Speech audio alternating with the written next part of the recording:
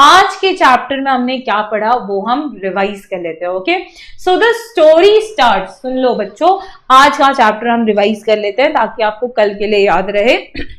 So in the story of Mrs Adis हमने देखा कि हमें स्टार्टिंग में टाउन के बारे में डिस्क्राइब किया जाता है, एक कंट्री के बारे में, ससेक्स में, जहां पे बहुत लंबे लंबे पैचेस ऑफ लैंड होते हैं। और तुमने देखा होगा फॉरेन में जो घर होते हैं ना वो बहुत दूर दूर होता है, इतना पास पास नहीं होता। तो हमने देखा कि कहानी पढ़ते हैं जहां पे बहुत लंबे लंबे पैचेस ऑफ लैंड होते हैं जिसमें बहुत ज्यादा फॉरेस्ट होते हैं। ठीक है, तो ये हमें डिस्क्राइब किया गया था जिसमें एक पॉन्ड भी था।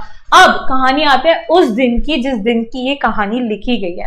तो उस दिन कोई भी रोशनी वहां पे नहीं थी, ना ही कोई चांद था, ना ही शाम की कोई रोशनी थी, एकदम पूरा अंधेरा और एकदम पूरा साइलेंस कि अगर चूं की भी आवाज वहां पे निकली तो वो भी एको होके बहुत ज्यादा सुनाई दे रही थी। ठीक है, वहीं पे आते हैं एक इंसान जो कि जिसकी हम बात करें, दैट इज पीटर क्राउच, जो कि एक्चुअली किसी से बच के भाग रहे थे। ठीक है, अब वो किससे बच के भाग रहे थे तो ये हमने कहानी में जाना था कि गलती से वाइल्ड पोचिंग उनने एक मैन को शूट कर दिया था, who was one of the keepers of one of the real estate present there. ठीक है, जिसके वजह से कीपर्स उनके पीछे पड़े हुए थे उनको गिरफ्तार करने के लिए। तो वो बड़ी धीरे धीरे भागने की कोशिश कर रहे थे, although he was trying to run fast, लेकिन वो ट्विग्स इतने ड्राइड थे, वहां पे जो भी लकड़ियां या पेड़ पौधे प्रेजेंट थे, कि वो थोड़ा सा भी उस पर कदम रखते थे कि वो गूंजती थी आवाज और किसी को भी पता चल जाता कि वहां पे कोई तो भी इंसान है। ठीक है, तो very slowly he walks around the forest and finally reaches Mrs Addis cottages. And वहां पे वो देखते हैं और सोचते हैं कि यहाँ जाऊं या ना जाऊं। ठीक है, तो फाइनली डिसाइड करते हैं एक डिलेमा में आके कि विंडो से जाऊं या डोर से जाऊं। तो थोड़ा सा बिहेवियर अच्छा रखने के लिए वो फाइनली कहाँ एंटर करते हैं, अपने डोर पे। ठीक है, डोर से, ऑल्दो डोर से नॉक भी नहीं करते, सीधा अंदर घुस जाते हैं।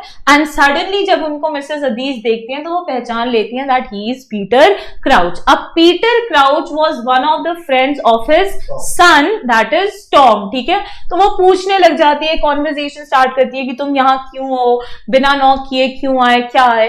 तो पीटर क्राउच उनको एक्सप्लेन करते हैं कि मैं गलती से किसी के रियल एस्टेट में था और वहां पे कीपर्स ने मुझे देख लिया था और डर के चलते मैंने उनपे गोली चला दी थी एक। ठीक है, gun he shot a gun, और जिसके वजह से कीपर्स ने उनको पहचान लिया था और उसके पीछे वो पड़े हुए थे। तो आज वो उनको बचाने की कोशिश कर रही थी। ठीक है, मदद मांग रहा था बचाने के लिए। तो मिसेस अदीस पूछती है कि तुमने किसी को मार दिया क्या। तो वो बोलती है नहीं, मारा तो नहीं, ये तो मेरे को पता नहीं है, बट वो मेरे पीछे है, नीचे पड़े हुए, तो वो बचा लो मेरे को। तो मिसेस अदीस तो पहले थोड़ा कंफ्यूजन में रहती है कि बचाऊं कि नहीं बचाऊं, लेकिन फिर पीटर क्राउच उनको एक स्टेटमेंट बोलते हैं कि मैं तुम्हारे बेटे का दोस्त हूं इसीलिए बचा लो। तो ये सुन के मिसेस अदीस गुस्सा हो जाती है, क्या दोस्त, क्या खाक दोस्त जो तुम्हें मिलते भी नहीं है, तुम उसके बारे में पूछते भी नहीं हो।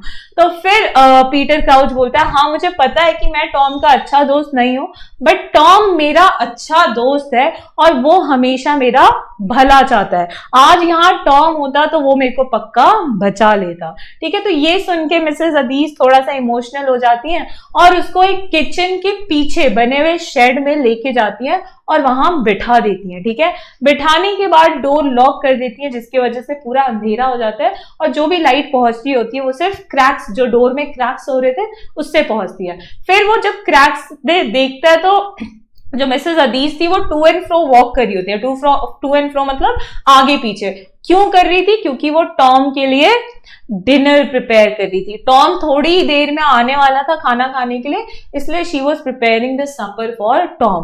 और जैसे ही वो प्रिपेयर करने लगी उसकी स्मेल, खाने की स्मेल उस शेड में गई, जिसके वजह से पीटर क्राउच ने सोचा कि यार अगर मिसेस अदीस ने मेरे को बचा ही लिया है तो अब थोड़ा सा खाना तो वो मेरे को दे ही सकती है, खाना देने में तो कोई दिक्कत नहीं होगी।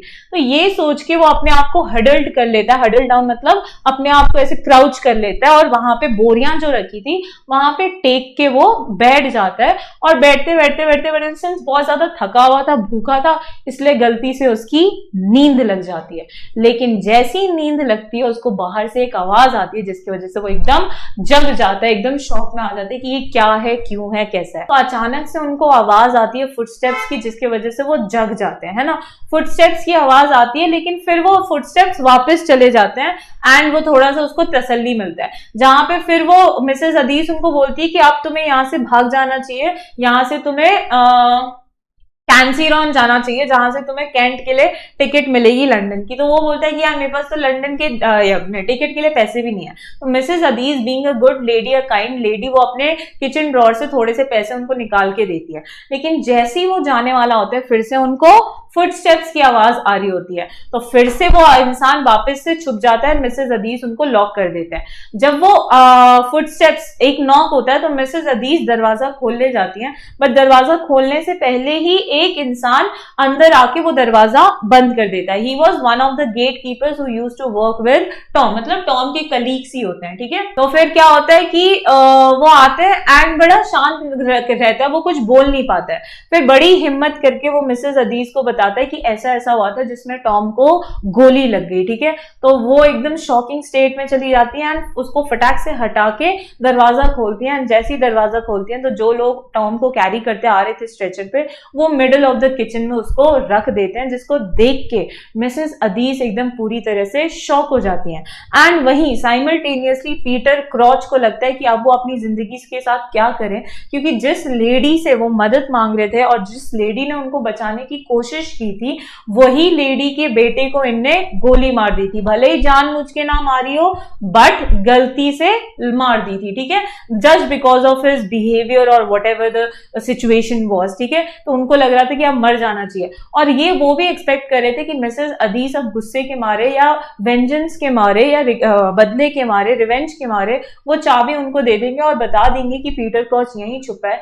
लेकिन उसने थोड़ी देर में नोटिस किया कि नहीं, मिसेस अदीस ने नहीं बताया जब गेट कीपर्स ने उनके बारे में पूछा, ठीक है। तो फिर गेट कीपर्स ने बोला कि हम मिसेस गेन को बता के चले जाएंगे, आपके कॉटेज में छोड़ के चले जाएंगे ताकि आपके साथ कोई रहे। एंड जब वो निकलने वाले थे तो हमारी मिसेस अदीस रिक्वेस्ट करती है कि टॉम को बस क्या कहते हैं बेडरूम में रख दो, ठीक है। तो वो उठा के बेडरूम में रख देते हैं और वो सारे वन बाय वन करके वहां से निकल जाते हैं। जैसे ही घर खाली हो जाता है तो मिसेस अदीस कॉटेज के पास आती हैं और जब आ रही होती हैं तो पीटर क्राउच को एकदम लगता है कि अब वो क्या करे, इससे अच्छा तो फांसी की सजा मिल जाए उसको मिसेस अदीस की शक्ल देखने से अच्छा, ठीक है, क्योंकि इतना रिग्रेट, इतना गिल्ट उनके मन में भरा हुआ था।